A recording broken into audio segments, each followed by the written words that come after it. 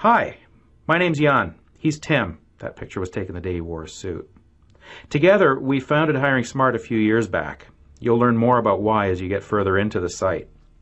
This video clip's here because we found that even though people tell us they visited our site, they sometimes have misconceptions about what it is we do.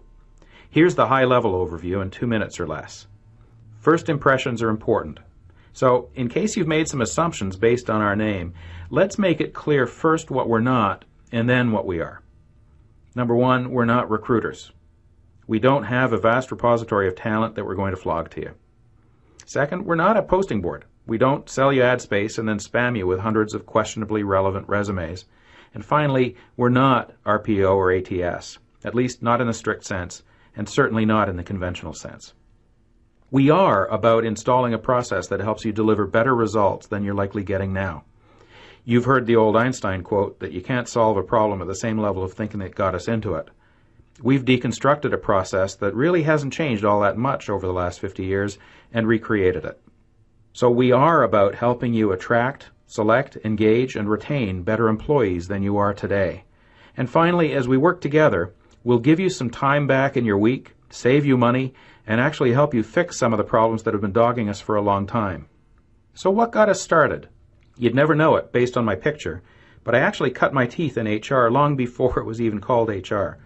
I spent a summer in the personnel department of a luxury hotel way back in the 1970s. That's me there in the back row. From then on, I was kind of the accidental HR guy.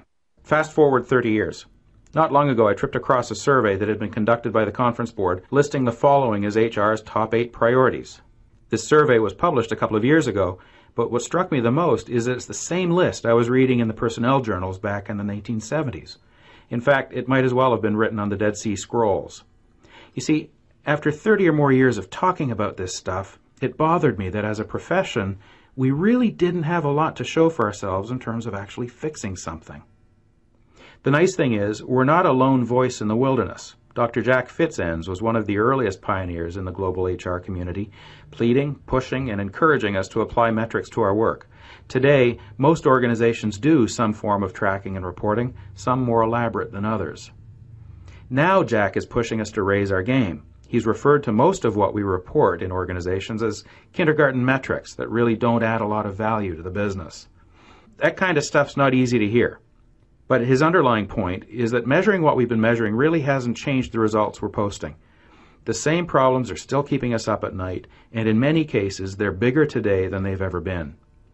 Like Jack, we believe it's time for us to start measuring what matters. So here's the bottom line. We know we can save you money and give you better results. We know that we can put hours back into your week. And maybe, just maybe, we can work together to change that infernal list of HR priorities once and for all. How cool would that be?